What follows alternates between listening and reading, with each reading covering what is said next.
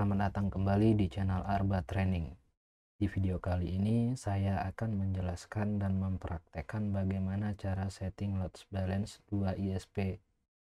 Load balance.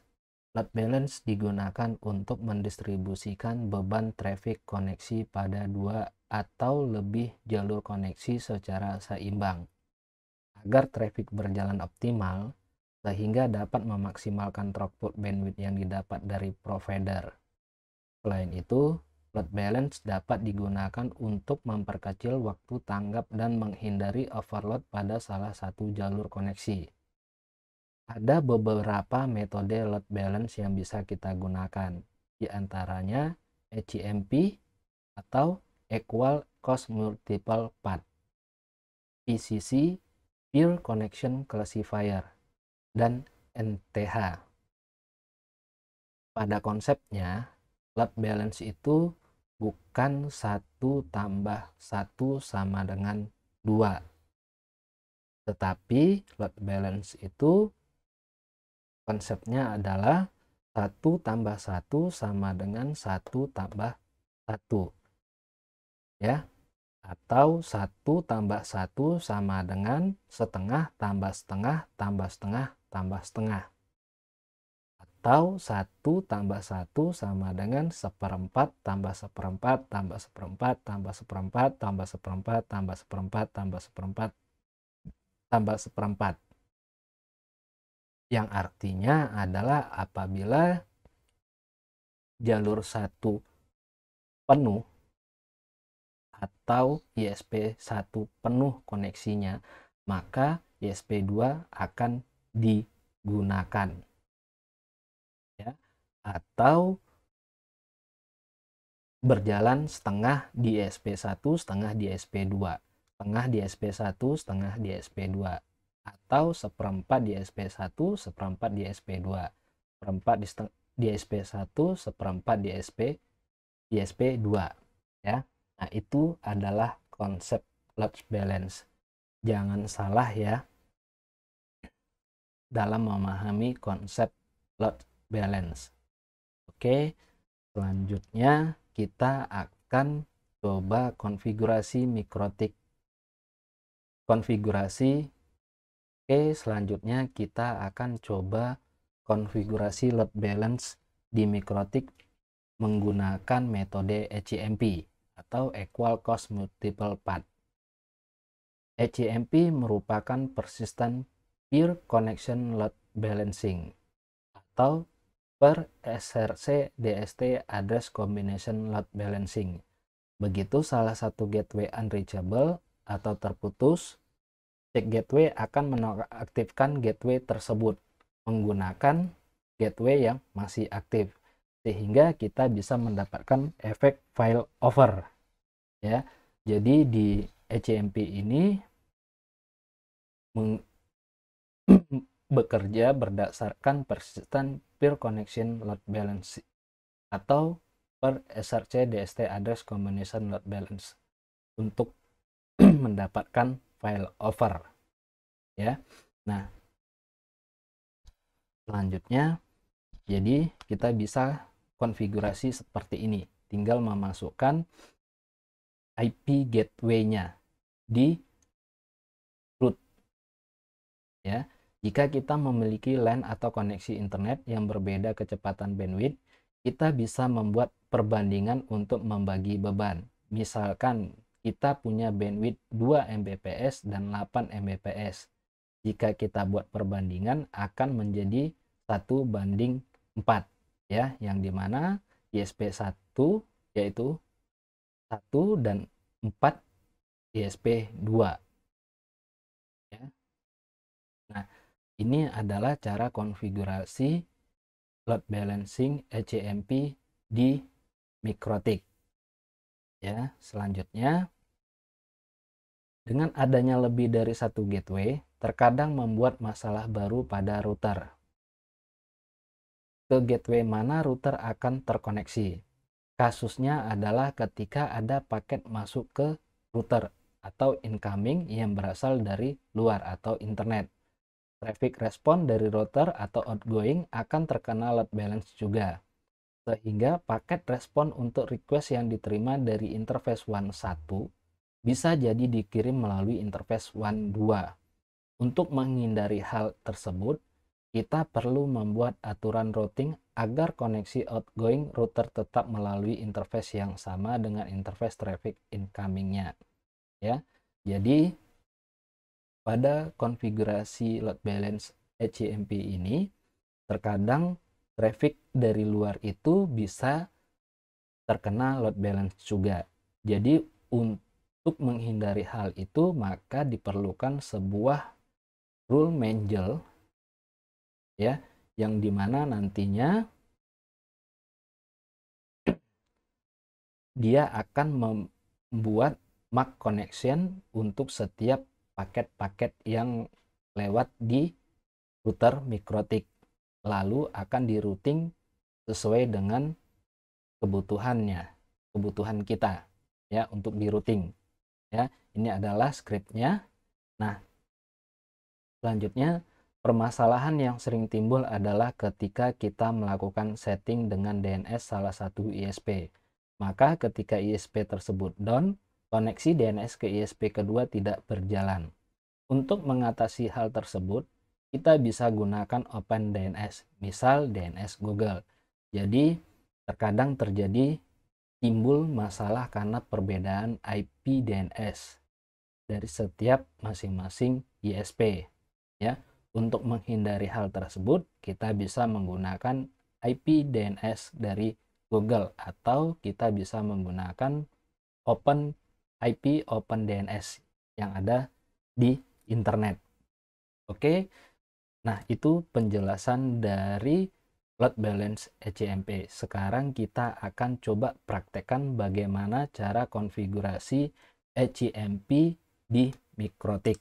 Nah, sebelumnya saya akan menggunakan dua sumber internet. Yang pertama dari provider tempat saya berlangganan, ya, yaitu dari Graha Komindo, nama ISP-nya, ya. Selanjutnya saya akan limit untuk MikroTik yang ada di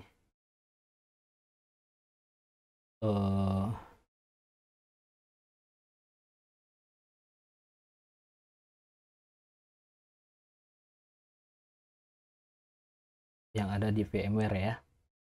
Ini saya limit menjadi, ini IP address-nya adalah 100, limitnya adalah saya bikin di sini 5 MB untuk upload, 5 MB untuk download. Nah, ISP keduanya saya menggunakan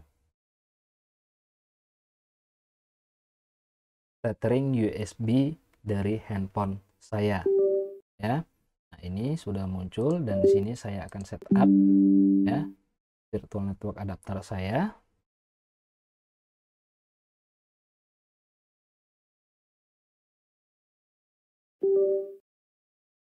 Ini saya akan configure tethering dulu USB hotspot.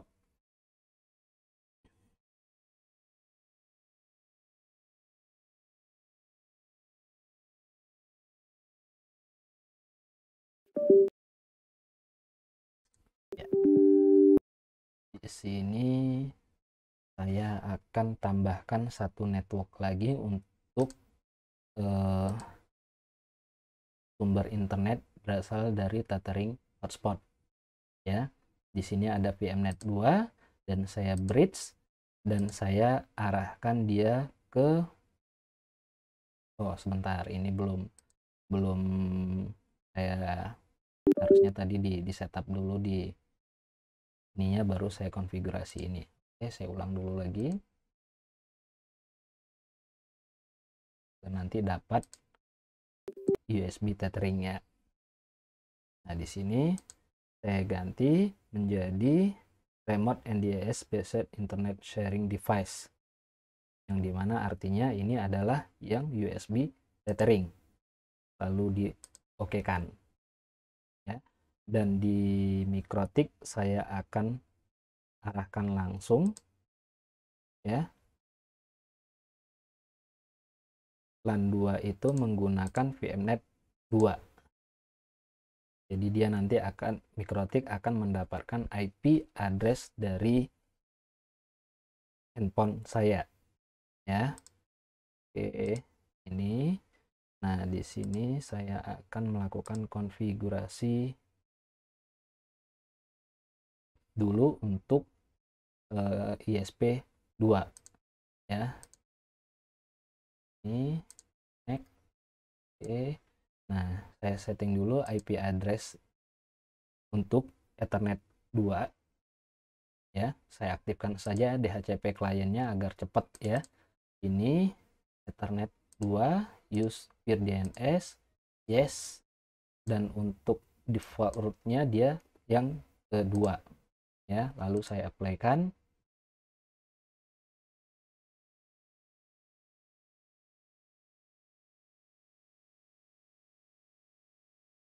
Ya belum mendapatkan IP address di sini kan. Saya coba cek ulang lagi, ini sudah aktif. Setting ininya saya coba cek dulu. Ethernet 2 nya properties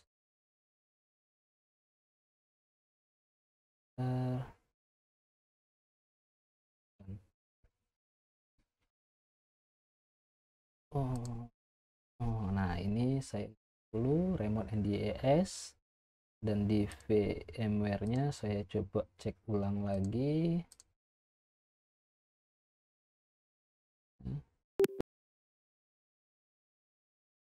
Remote NDES. Oh, ini tadi saya salah, sorry. Ini harusnya VMnet ininya harus menjadi ini. Oke, sekarang coba cek. Nah, di sini saya sudah mendapatkan IP address dari handphone saya ya. Setelah membuat DHCP client agar bisa terhubung ke internet, saya buat NAT-nya untuk Ethernet 2 ya. Chain Ethernet out interface-nya Ethernet 2, action-nya adalah masquerade ya. Dan di sini saya cek ulang lagi untuk DNS-nya apakah sudah dapat ya, sudah dapat. Untuk dan root-nya juga sudah terbuat. Oke. Nah, sekarang kita akan melakukan konfigurasi routing kita akan melakukan konfigurasi load balance metode ECMP di Mikrotik. Caranya adalah masuk ke menu IP, lalu pilih root, klik tanda plus, DST address-nya adalah ke seluruh alamat IP yang ada di internet. Gateway-nya kita masukkan IP gateway ISP 1, yaitu 172.50.50.1. Lalu klik tanda panah ke bawah yang ini, kita masukkan IP address ISP, IP address IP gateway ISP 2 ya, 192.168.21.196 ya. Karena di sini ISP satunya saya limit 5 MB dan ISP 2-nya sepertinya nanti akan mendapatkan 20 Mbps, maka di sini saya buatkan lagi 192.168.21.196 ya. Saya coba dulu buat seperti ini perbandingannya ya. Lalu saya play. Ya, di sini sudah ada 2 ya. Dan kita coba cek apakah konfigurasi ini berjalan atau tidak. Ya. Ya, kita coba cek ya. Di sini hanya dapat jalan ISP saja ya. ISP2 tidak bisa jalan. Sekarang kita coba ISP2-nya apakah bisa jalan atau tidak ya. Harusnya sih bisa ya. Ini terputus karena saya disable ISP1-nya ya. Oke, sekarang saya coba cek ulang. Aduh.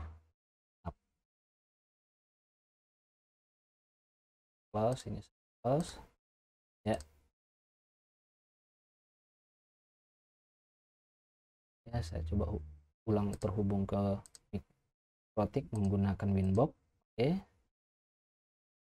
Sekarang saya coba cek ya. Di ESP2 juga sudah jalan tapi tidak bisa berjalan load balance-nya ketika kita coba speed test ya. Kita coba menggunakan speed test. Kalau tadi kita menggunakan fast.com, sekarang kita coba speed test ya.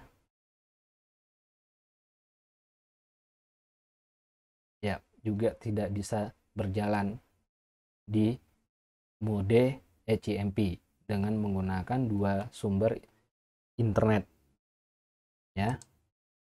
Oke, sekarang kita coba di browsing speed test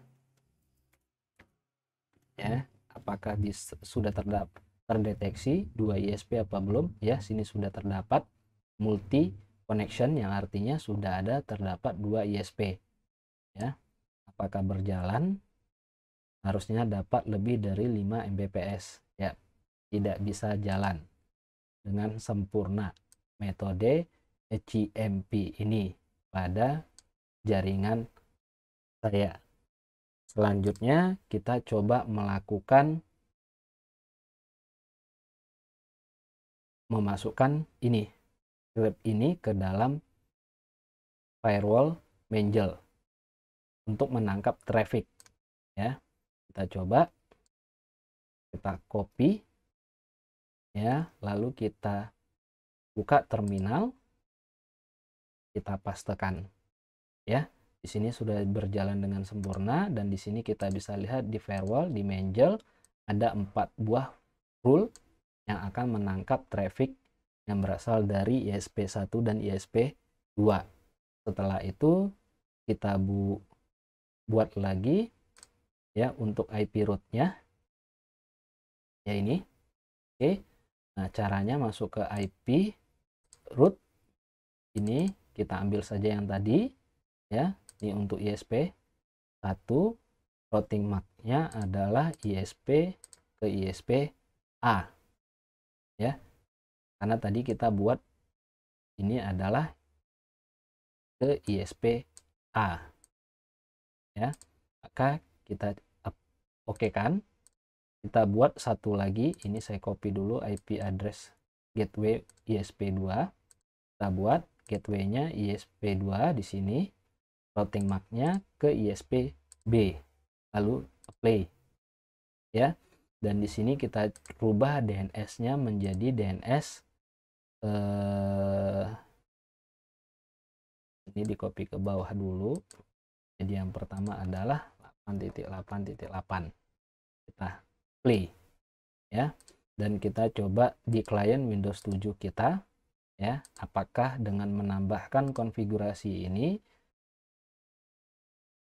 bisa berjalan load balancing mode ECMP ya. Nah, sekarang kita coba cek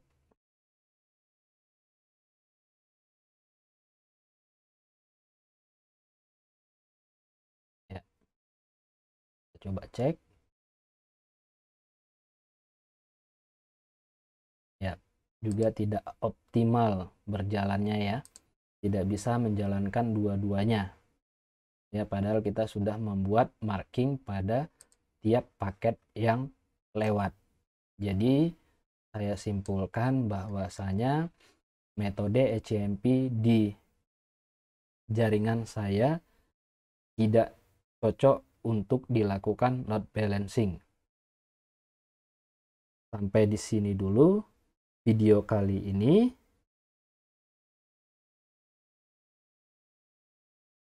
Sampai di sini dulu video kali ini tentang konfigurasi load balance 2 ISP di Mikrotik. Share video ini jika bermanfaat. Jika ada pertanyaan, silahkan tulis di kolom komentar.